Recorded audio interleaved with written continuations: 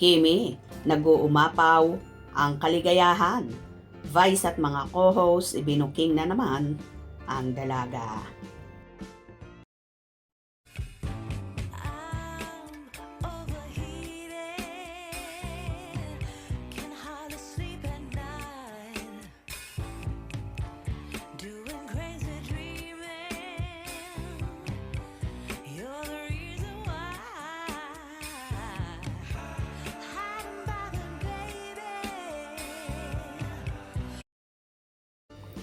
Sobrang saya na naman ng programang It's Showtime at ng buong madlang people dahil present na nga ang multimedia idol at TV host actress na si Kim Chiu. Iba talaga ang show kapag nandun ang dalaga na palaging pinupulutan ng tuksuhan na mga kasamahang host. Dito nga ay nabanggit ni Vice Ganda kung paano raw mag-I love you ngayong 2026 dahil si Kimi daw ay napakasweet bilang kaibigan at anak-anakan. Ayon naman kay Kim, ay may pagbabago ang estilo niya ngayon ng pagsasabi niya ng I love you. Kung noon daw ay malumanay at so sweet, ngayon naman ay pasigaw ng sinasabi ng actress na alam naman ng lahat na nagbibiro lang si Kim. Alam niya kasi na tinutukso na naman siya kaya ganito ang way na ginagawa niya. Pero binuking din ni Meme Vice na namumula or nagbablush ang dalaga. Baka may mali kasi. Doon mo lang sinisip. Baka sa pamamaraan ng I love. Yes. Paano ba yung dati? Paano yung dati? Dati, yung dati. Namumula ako, namumula. Paano yung Bagong dati? taon na dapat bagong estilo. Para alam namin Okay. baka malas nga yun. Oo. Paano ba yung I love? Paano ba yung dati? I love you. Ay. I love you. Ganun. Oh. Eh ngayon, I love you!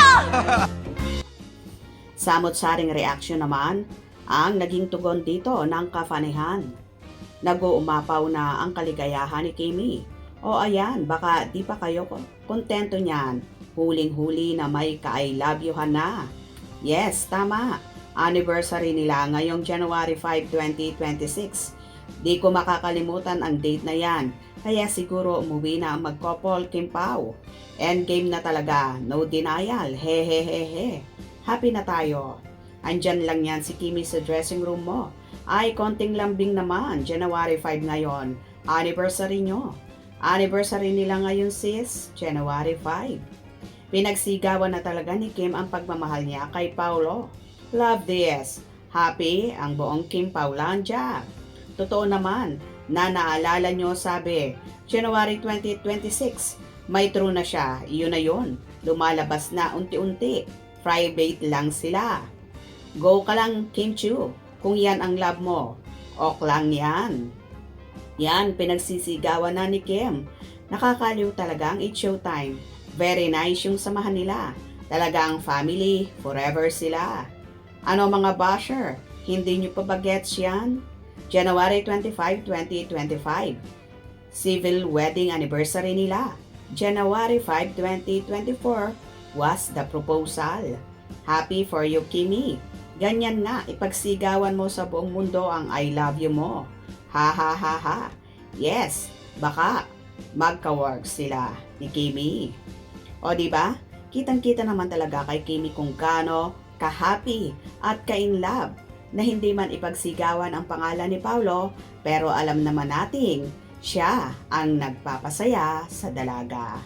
Hope you enjoyed. Please subscribe for more info.